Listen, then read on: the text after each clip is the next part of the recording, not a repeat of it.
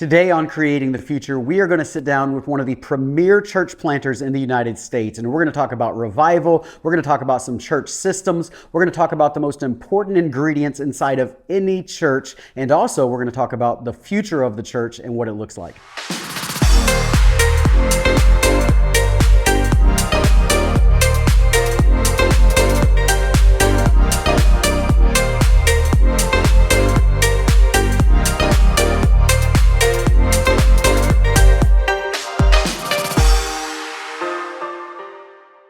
Hey, what's up, everybody? Welcome back to this edition of Creating the Future with me, Dr. Brent Simpson. And today gets to be extra special. As you know, we've been in a revival series for weeks now, talking about what revival is, what the next generation's role in that revival is, talking about what we see the future of revival looking at. And we've had the opportunity to interview some of our revival speakers during the Great Awakenings revival. And today we have Pastor Mike Santiago with us. And I love Pastor Mike. He has such a powerful testimony of what God has been doing in his church for years. I've had the privilege of knowing Pastor Mike for years. We met when we were youth pastors. Yeah. We weren't necessarily close, but we were youth pastors. And I can tease because I think the secret to your success is that your wife is such an amazing worship leader. She is amazing. She really is. You get the attention sometime, but Ashton, man, she would lead worship at events, and we would lead worship together sometimes. And I was always like, I should just stop singing, let her sing, because she was so much better than the rest of us back then. She is a very anointed worship leader for sure. So welcome to the show, man. Thank you for having me. Glad to be here. Yeah, super excited to have you. So a little different today. Let's just ask this question right off the bat because you planted a church a few years ago. I'm going to let you tell that story in detail. But that church has turned into an amazing church that started with nothing, starts with a vision and some hard work and faith but where it is now is just phenomenal. And so tell us all about Focus Church and how God led you to start that church and the short version. Sure. Because I know you could talk hours on this. You know, when we were 24, we had our third child, and we said, we really feel called to more than just youth ministry. Right. And we were, doing the youth pastor thing. And we said, you know what, Lord, where would you have us? And he sent us to Raleigh, North Carolina. At 24? At 24 years old. I didn't realize you were that young. Yeah, people ask us all the time, why did we choose Raleigh? We could have chosen anywhere. Yeah. And to be honest, at that age and at that stage in our lives, the lady showing us around to different apartments, she said she wouldn't check our credit score. So we were like, well, that must be the Lord telling us that this is of God. So we moved there with nothing, no building, no people, just a call, really felt called. And I got a job at Panera Bread. I was making $7.25 an hour. And I would just look for people praying over their food. Like they look kind of spiritual. Maybe they don't have a church home. And we started in our living room, and we saw God do some incredible things. We planted the church from scratch, and it's been a miracle. For the last 13 years, we've seen God do some incredible things. Awesome. That's awesome. And so now, just for perspective, how many people attend on a general weekend? I know it's not about numbers, but just for perspective. Yeah, we have 6 locations, and so we're a multi-site church, and on average, we have about 2,000 on a Sunday. That's awesome. All right, so very similar to Arise. I love that. I love that. And if there was, so you have been working for years now with you started a business, I guess I could call it that, a ministry business, getting churches over 200 and breaking these barriers. Yeah. What are some of the things that you might say to a church that's 175 and they just can't break that 200 barrier? What's a few of those? Yeah, so I think a lot of times when pastors are trying to break the 200 growth barrier, which is a very tough one to break, a lot of times they don't count the right number. They're looking at attendance, they're looking at budget. Occasionally they'll look at souls saved, which is the most important number, right. But they rarely look at how many volunteers or saints that they've equipped. And so larger churches have put a larger emphasis on equipping the saints for the work of the ministry. Right. Most smaller churches, the pastor does the majority of the work and maybe a few others. But at a larger church, in order to break that growth barrier, you've got to equip the saints for the work of the ministry. So it's changing the mindset from what's the bare minimum number of people we need to have this service or to do this ministry to how many people has the Lord sent us that we can equip and send out as missionaries in our city. That's so good. Do you think, so I would assume this about you, I don't know if this is a fact, but I would assume in the fivefold ministry, you're apostolic. The apostolic is natural. You and I both share this, so we're naturally, let's equip everybody, send them out. Yes. What gift do you have? How do I empower that? but obviously most pastors are not. I would say that So how do you change that mindset there? There's probably been a transition even in my own life. When I was a youth pastor, it was evangelism and pastoral ministry. And then even as a church planter, I felt really pastoral. And just in the most recent season of our church, I have really felt a strong move towards this covering, this apostolic covering, raising up sons and daughters, sending them to the field. And so I would say that mindset shift takes place when you yourself start to realize I can't do it all. I've got a singular purpose, and that is to equip the saints for the work of the ministry. So I think if a small church pastor is watching this, maybe wrestling with their identity, just know that first of all, you're a son or daughter of God first and foremost, and secondly, if the Lord's leading you towards growth, it's going to take relinquishing control of some of the things that you might love to control. You know. Yeah, I always say, Paul starts Romans, his great work of theology, with the line, and I love it, but Paul, a servant of Jesus Christ, called to be an apostle. Yes. And if you ever lose that servant part, you've lost everything. That's the apostle can change.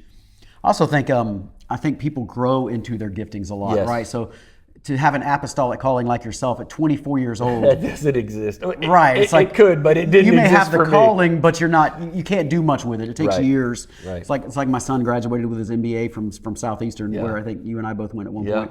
And so he's got his MBA, but he's 23 years old. Right. And I'm like, all right, so nobody's going to hire you as a manager yet. You got to get some experience. Right. It will come in time where that degree is going to really help you, but right off the bat, it's not going to help you too much. Yeah. And I think it's the same thing in ministry, right? Yes. So you might have an apostolic calling, but you just got to earn some stripes before you're really going to be able to do much with that. Mark Batterson has always said the first 5 years of a church plant are not about the plant, they're about the planter. Right. And so what the Lord has done in me is actually vital to where we're at now. Love that.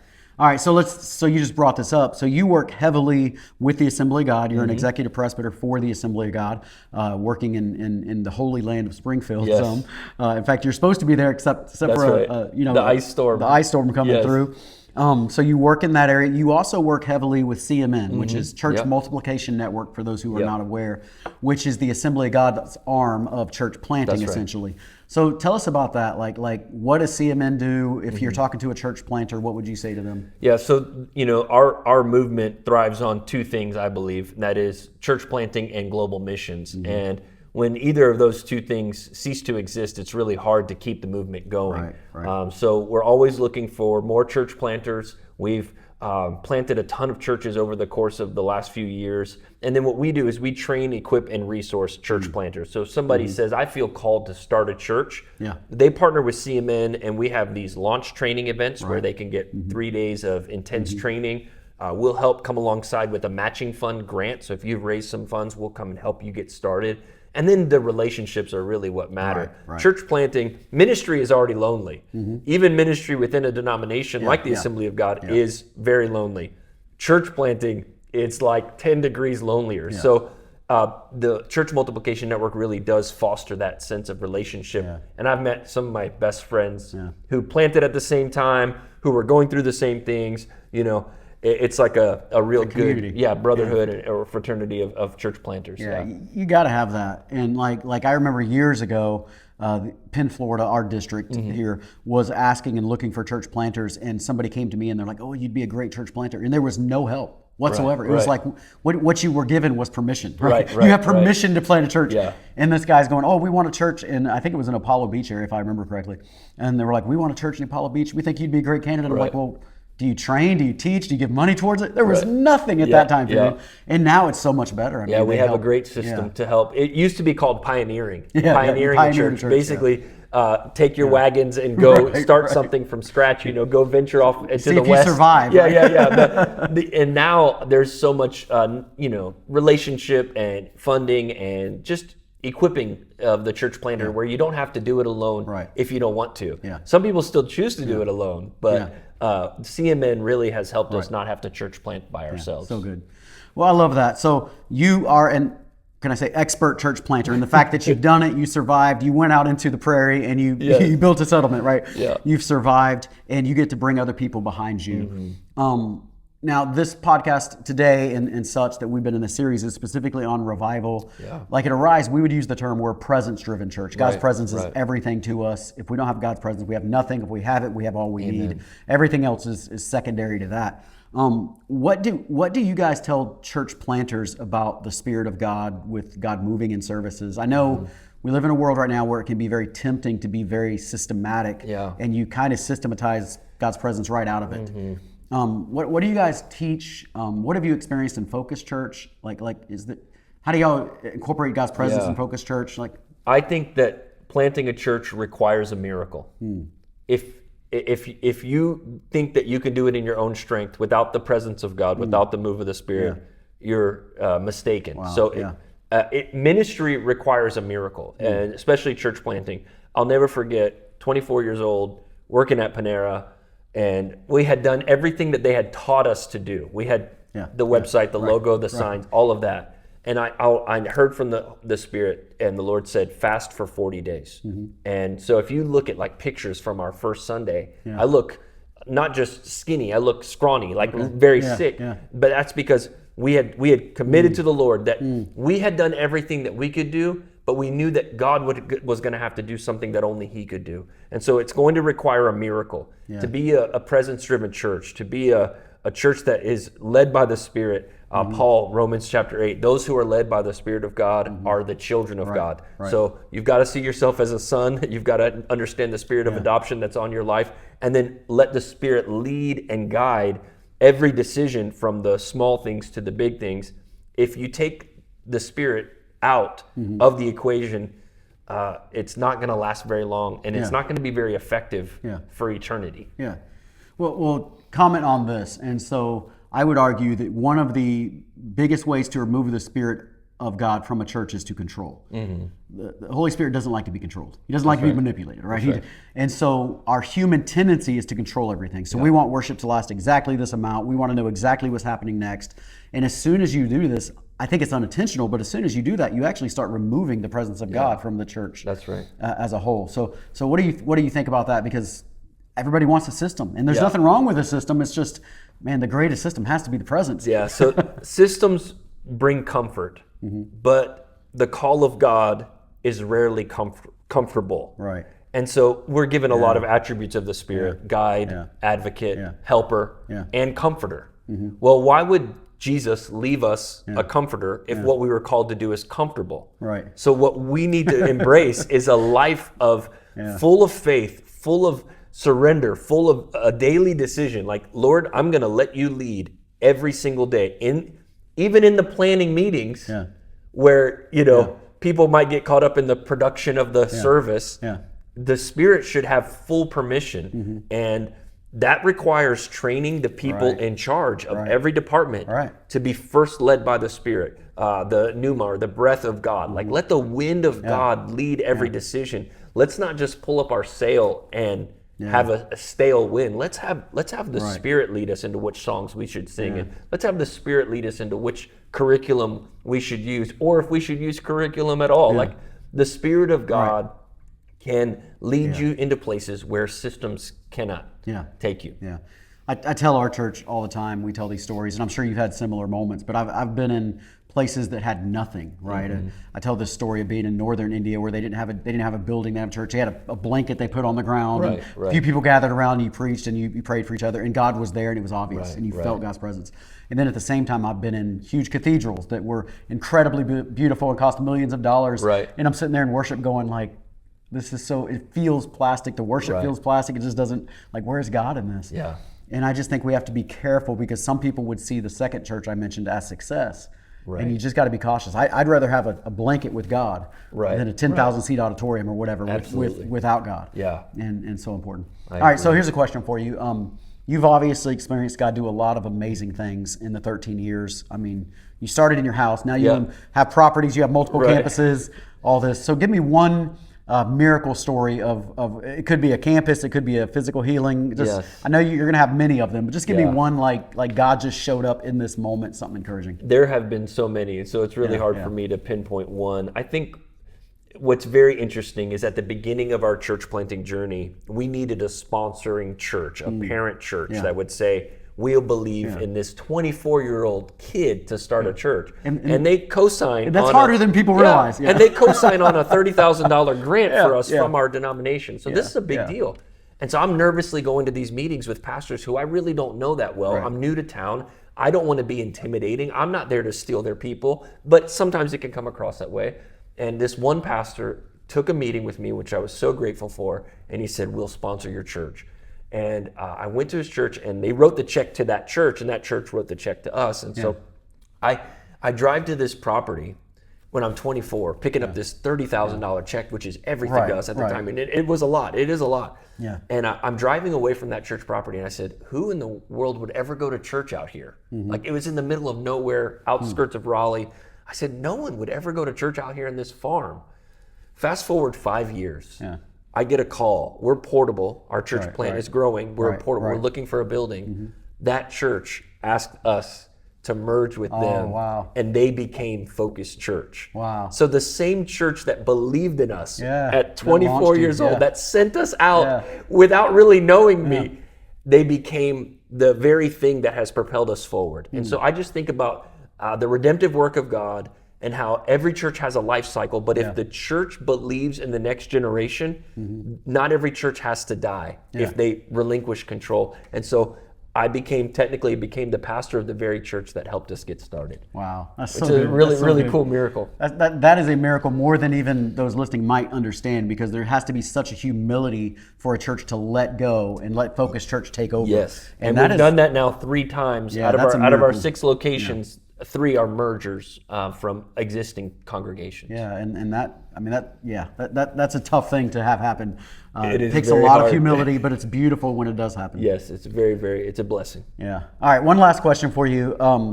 So you work with a lot of church planters. There's a lot of talk now about the future of the church, and we've been discussing it, the future of the church and revival on this podcast, but there's a lot of talk on these subjects. Here's the question for you. What is the future of the church? Like for instance, I've heard a lot of people say like the seeker-sensitive model is dying, and I sort of snickered because in my mind I thought it died like 20 years ago. Maybe not 20, but at least 10 or 15 years ago. Like that's been dead for a while. They're like, oh, it's time to move on, and you're like, yeah, you should have moved on a decade ago. But we're in this model where we're at now. But what is the on the coming horizon? You're working with the future 24-year-old Mike. What are you teaching him? Like, this is the future. This is how you plant a church. Yeah, I think there's a resurgence of Bible preaching. I think there was a lot of topical preaching when we were coming up as youth pastors. It was who could do the coolest thing, you know. Nowadays, I think people are hungry for the truth, and the truth is what sets them free. So a deep hunger for expository preaching, a deep hunger for physical Bibles instead of the phone. I think that there's a lot of that happening. My own kids, I have an 18-year-old now, and they love to worship the Lord. They love church. That's where they get their friends from. So I do think that there's this resurgence of people no longer rejecting the things of the Lord, but actually embracing those things. From my vantage point, I think the future of the church is very bright. I think it's a biblical church, not a topical church. So, you know, when we first started the church, it was the relationship series or the financial series or the parenting series. And now I really do believe that people are going to come starving for the presence of God and the Word of God. And those are going to be the things that really satisfy their soul. Good. That's so good. I'm sure you've seen some of these stats. I shared them on this podcast a few weeks ago. I shared them at our church. But just seeing what Gen Z is running back to God, and specifically with what you're talking about, Bible sales going up for the first time in a long time.